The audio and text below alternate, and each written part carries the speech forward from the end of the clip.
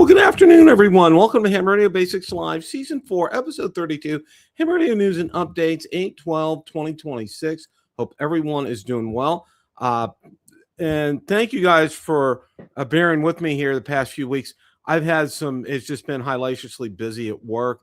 I hope you guys enjoyed my rebroadcast with Walt. Walt is one of the truly great people in ham radio today. Hey, Waypoint, New England, thanks for stopping by today. Thank you. Walt is one of the great people here. Hey, KR4, how are you? It's good to see you today. Walt is one of the great people. I mean, if you get a chance, I hope you're subscribed to him. I hope you watch his videos. Walt is he's the salt of the earth. And, you know, I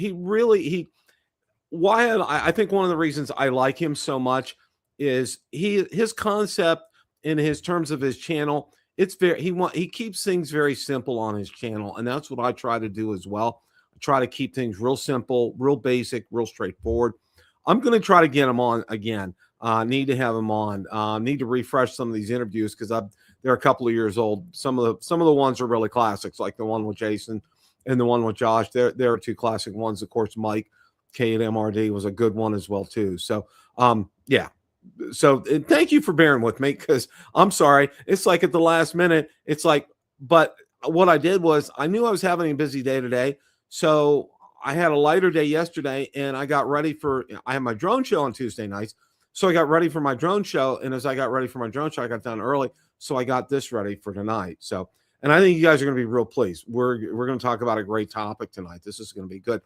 And most of you know, it's the Huntsville Ham Fest this weekend, Saturday and Sunday in Huntsville, Alabama. When I retire, we're definitely gonna head there. Now I know I did check flights here from Tampa. And they actually are flights out there from Allegiant Airlines, which is a good airline. But the problem with Allegiant is their schedule is sporadic.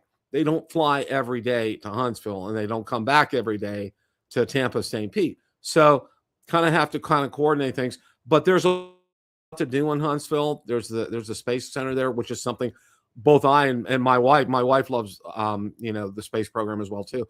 So that's going to be a fun trip when we go. And everything's indoors there. And everybody says it's the friendliest ham fest. And I got to meet several of them while we were at, hey, Sergeant Rock, thanks for stopping by today. Appreciate that. I got to meet some of them when they were at Hamcation the last time we went. Just incredible people there. And they do such a good job. And I'm really anxious to get there and to experience that. And it's all inside. It's air conditioned. How can you not say no to something like that? There's plenty of room there. It's not, in the one knock that I have, I don't want to say knock, but there are probably several, but with Hamcation, everything's narrow there. The tables are narrow there. The aisles are kind of narrow there. And it's really kind of hard to navigate, to get around. And of course, there's everybody and his brother. It's really basically one big building there. And, there's a couple, there's actually two, and there's a breezeway that connects them, but still, it's just, but here it's nice. It's spacious. It's easy to get to. There's plenty of hotels in the area there. I know a lot of the ham radio YouTubers, there's a park nearby that they camp out at. I know Jason's having some kind of special meet and greet at Gigaparts with a dinner there.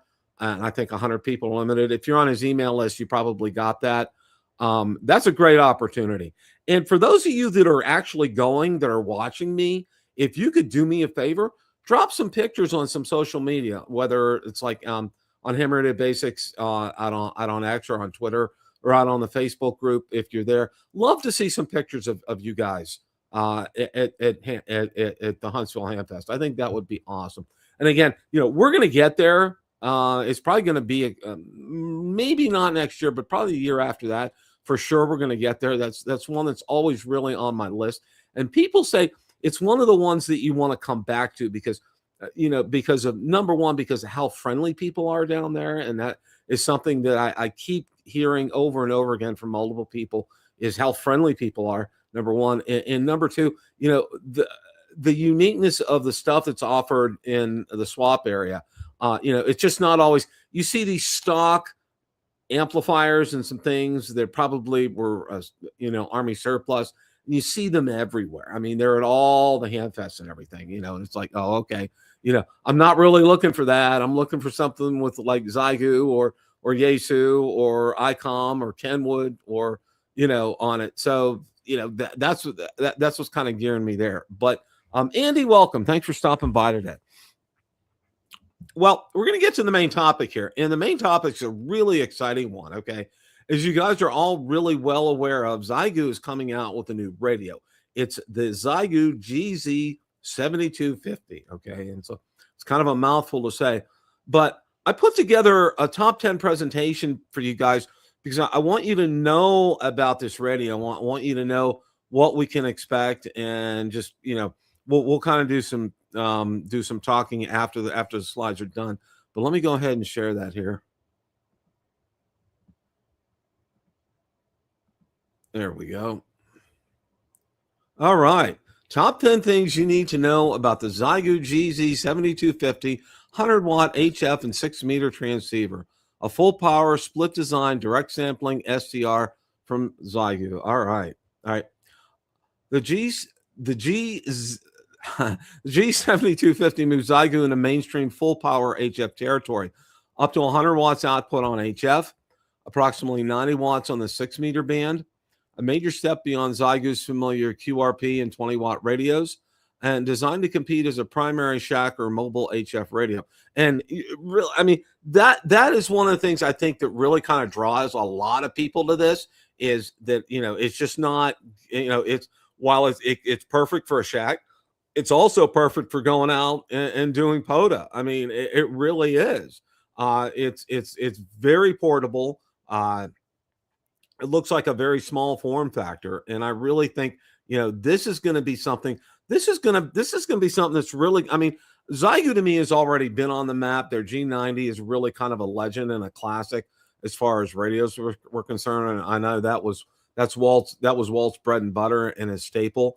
He got so much use out of that radio. It's incredible. 20 watts. It's absolutely fantastic. But this is 100 watts and it's SDR, and it's just a whole new ball game with all of this. So that's why it's like really exciting that this really is a 100-watt radio that's coming out from Zygu.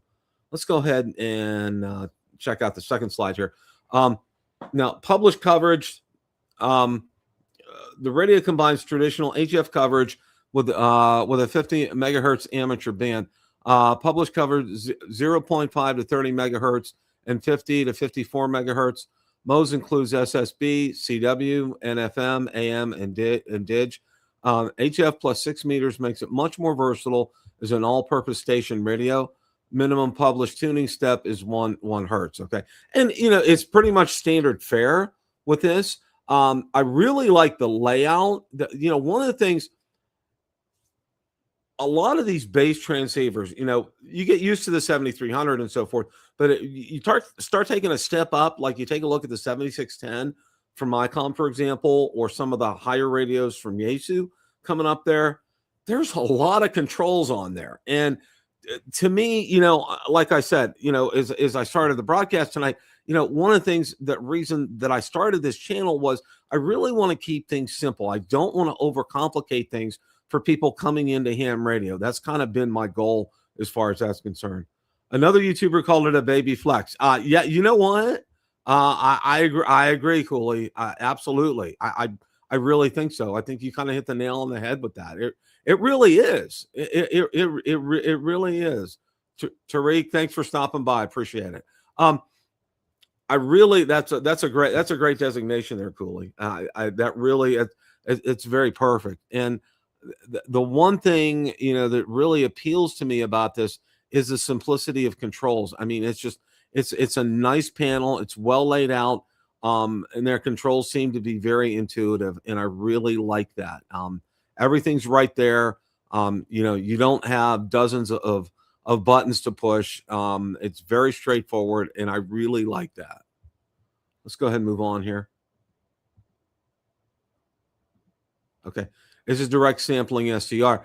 The G7250 is built around a direct RF sampling architecture with DSP, real-time spectrum scope and waterfall display, adjustable digital filtering, digital noise reduction, noise blanker, and noise threshold functions, modern SDR architecture rather than the traditional super heterodome design. I'm sorry. Wow. Okay. That's a lot for getting out on Wednesday at 5 o'clock in the afternoon after a day of work. Okay. All right. But obviously with all the things that, radio, what we expect from radios today is having those waterfalls, and they're so valuable. I mean, it's like, where were we before waterfalls came out? Okay. And being able to try scan the bands here. And it was a lot more challenging back in the day before we had waterfalls and spectrum displays. But now, I mean, again, the manufacturers have really kind of geared a lot of these radios to being, making it very user friendly to be able to get on, to be able to find people, to be able to talk. I mean, that's what we love to do on ham radio. We love to talk on there. And some of the, there's digital filtering on this now, digital noise reduction as well, and noise blanker. And, it's, having that spectrum scope and waterfall display. I mean, it really lends itself to, saying, this is Xiegoo's taken a quantum leap here with this. All right. I'm sure this had been in the works for a while. And, coming off the last two big radios that I've seen from them, the 6100, the 6200, I had both of them. Both of them in a way I liked the 6100 more than the 6200, but the 6100 had that battery heating issue, and the 6200 only went up to 8 watts. And I'm sorry, that doesn't cut it. All right. If you have a QRP radio, you got to do at least 10 watts on that. So, and I know they put out some explanations and things like that, but here, this is 100 watts, and this is, and it's in a form factor that's just very user friendly. It's very nice to be able. I mean, it's something like we already discussed. Being able to have, it'll have it in your shack, and not only have it in your shack, you can also have it and take it out for POTA as well too. So this is gonna be a very, very versatile radio here. Ham radio basics thought. The SD architecture is central to what makes the GZ7250 different from earlier Xiegoo radios, and it really does. That's a great point here. The 7-inch control head is a major feature, and of course, what do I show you? But the back of the unit here with the fan and all the inputs. But and let me say this about what we see on the back. It's very simple. If you look back there, there's 2 jacks for antennas. It looks like there's a power pole for your power supply. And there's a couple of ports right here, and there's a couple of ports right up here. So yeah, I mean it's again simple as well. A large, and of course I'm not showing the touchscreen here, but it's a 7-inch high resolution capacitive touchscreen, and that's nice. It's a touchscreen. Physical buttons and control knobs remain available. Large display should make spectrum and waterfall information easier to use. A significant usability upgrade over small screen Xiegoo radios. I know the G90, like I said, it's like probably one of the best radios that Xiegoo's ever come out with, but unfortunately that display is like super small, and it's not the easiest to read in the world. So yeah, they've really come quantum leaps as far as that's concerned. Ham radio basics thought. Xiegoo is combining touchscreen convenience with physical controls many operators still want, and that's key. I think Xiegoo's really kind of taken the pulse of a lot of the ham radio community when they put this together, because it's checking off a lot of boxes here. The control head is detachable.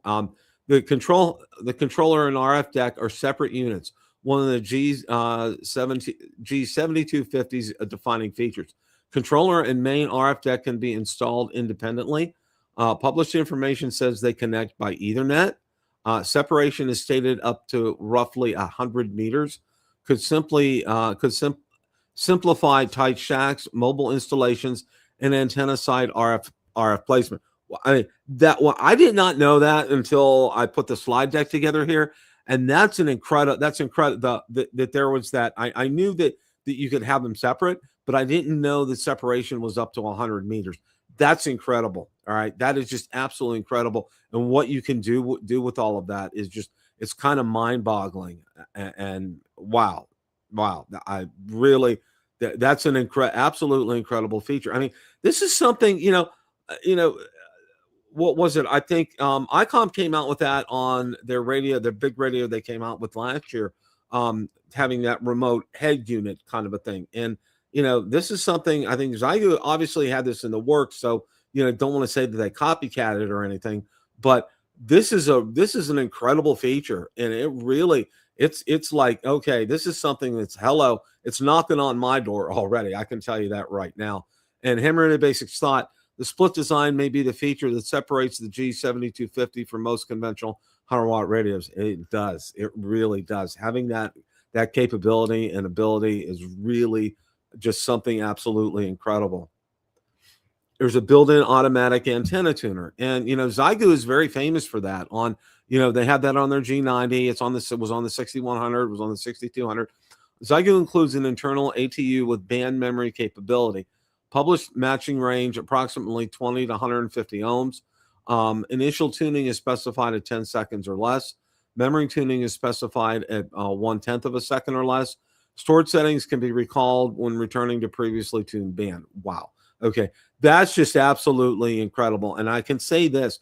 I know, especially on the 6100, because I had it longer than the 6200, the tuner really works well. All right. Obviously, you want to, I won't get in on my soapbox and preach resonant antennas, but if your antenna is resonant, okay, and you're doing tuning, you're gonna get results like this, and that's going to be absolutely incredible.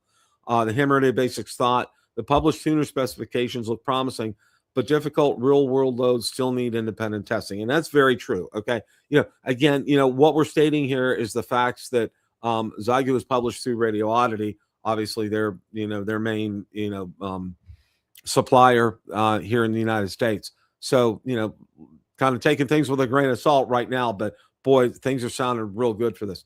Digital and remote operation could be a strength. The architecture makes the G7250 especially interesting for modern station setups.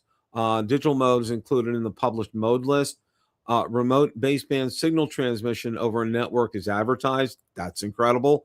Ethernet connected split design opens interesting remote shack possibilities. Like you can have your the base unit somewhere and be 100 meters away in your house and have the head unit there and just have a nice neat shack on say like a roll top desk or something like that. So just incredible. Exact USB audio, CAT, push to talk, and software behavior still needs production radio confirmation. So there's just some things here, because it's so early in the process here. We don't know a lot of these things, but as more time goes along, we'll find them out. And Ham Radio Basics and Ham Radio Diva will be sure to pass that information on to you guys. Ham Radio Basics thought the hardware looks ready for a network shack. The software implementation will determine how powerful that becomes, and that's very true. Move on here. Plan on a series 13.8 volt power supply. A 100-watt radio belongs in a different power class from Zygo's QRP offerings. Published supply range is 9 to 15 volts DC. Full power HF station should be paired with a robust 13.8 volt supply. Plan conservatively for a quality 30 amp class supply unless final documentation specifies otherwise. And that's a really good advice right there. Portable use will require battery system size for full power transmitting. And that's true too. And, with things like that, all right, first of all, you want to get yourself, there's some things you don't skimp on in ham radio. And one of them is a power supply. I mean, you can get something for $99. It's going to be, and that's what you're going to get. You're going to get a power supply that's worth $99. You don't want to pair that up with a transceiver like this. This is elite category to me already. I'm going to go out there and say that, even though I haven't seen a review video on this. Okay, you want to pair it up with something that's worthy. You know how they always said, one of my first Elmers told me, you can spend all the money in the world on transceiver, but if you have a $100 antenna out there, it's going to show. But if you have a $500 antenna out there and get a bare bones receiver, it's going to shine. And he was so right about that. He says, You want to focus on that antenna. It's the same thing here. You want to focus on that power supply. You want to give it a good power supply because it's going to need that. All right. At 100 watts, you're definitely going to want something. And you're going to want something that's going to stand up to that. It's going to have options on it. And that's why you go ahead and you'll spend 250, 300, 350 on a good power supply for this. And then, of course, you want to get probably, if you're going to go out in the field, you want to get a good Bioenno battery for this. I use Bioenno as an example. There are other ones out there, and I've reviewed other ones that are good as well. But Bioenno, they're very popular. They're proven. They have a great track record, and that's something that I would highly recommend if you're going to go out and do POTA with this, is to get a good Bioenno battery, match it up to this. Look at the specs. Wait till the specs come out so you can find out exactly what you're going to need here. But, it said plan conservatively for quality 30 amp class supply. And that's what I would plan for with like a Bioenno as well, too. So you're going to need you're going to need a lot of juice. If you're going to go out for something like this on 100 watt that produces 100 watts, you're going to need a cream of the crop Bioenno to be able to handle this for you. Okay. Don't judge receiver and transmitter performance yet. And this is a really good caution right here. The preliminary numbers are interesting, but independent laboratory testing matters. Published sensitivity is about 0.2 UV for SSB, CW, and FM. Published MDS approximately minus 138 dBm. Strong signal handling, dynamic range, and adjacent signal performance need independent testing. Transmit, IMD, harmonics, phase noise, spatial purity, and heat management also matter. And again, this is something that we're going to be finding out in the coming months. And I'm going to assume, I would assume something like this. We probably won't see this probably until the end of the year is my guess at the earliest, or maybe early 2027. I don't know, but that's just a guess right here. But you're going to, and one of the big things that comes out now, Radio Oddity is really good about getting good reviews out there and getting good, basic reviews that really, tell you all about this. And I think that's one thing that it's going to be key for this is these reviews. And also, hopefully, they'll get them in the hands of people like T.O. Okay.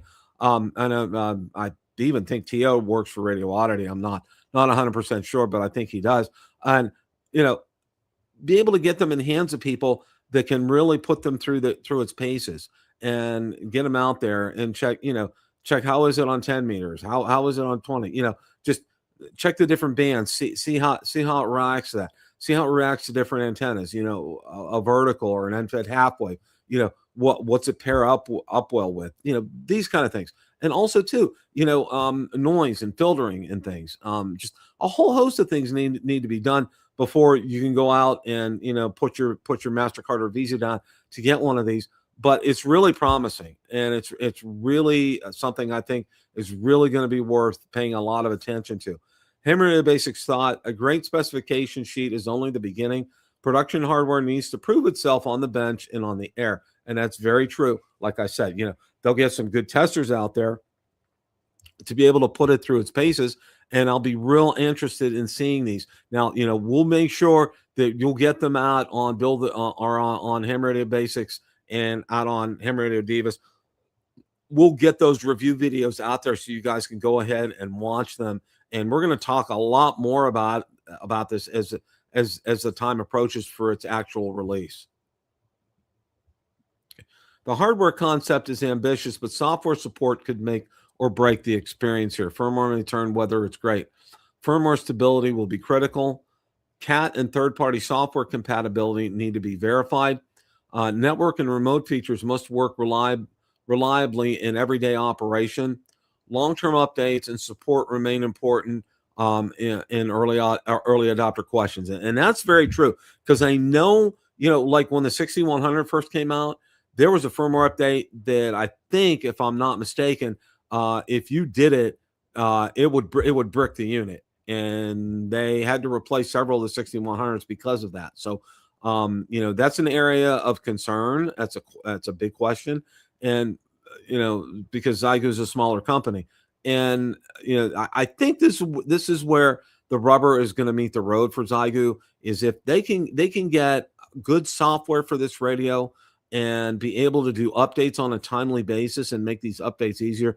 My gosh, doing the updates for like the 6100, you had to put it on an SD card and transfer the SD card to the radio, and oh my goodness, it was a real hassle. And make these firmware updates easy. And I think they did a lot better on the 6200 as far as firmware updates were concerned. But again, because they had that history, that's something to be concerned about. And I will definitely be concerned about this. So, this is a radio that you're going to want to see a lot of reviews on. You're going to want to see reviews on the firmware. You're going to want to see reviews on the use of this. You're going to want to see reviews on power supply, just a whole host of things before you go ahead and hit that buy button. But it really does look promising right here. Xiegu is finally coming after the mainstream 100-watt HF market. This is what makes the GZ7250 significant. It's not simply another G90 X6100 style portable radio with more power.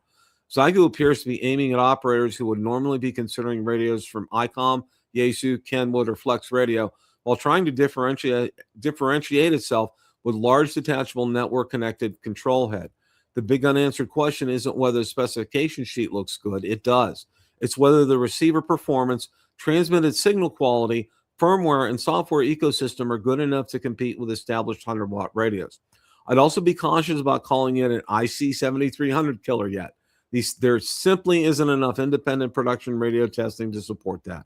For Ham Radio Basics, Xiegu finally coming after the mainstream 100-watt HF market. And, one of the questions I've gotten already on this, probably in abundance, is how much do I think it'll be? I was like, wow, okay. All right.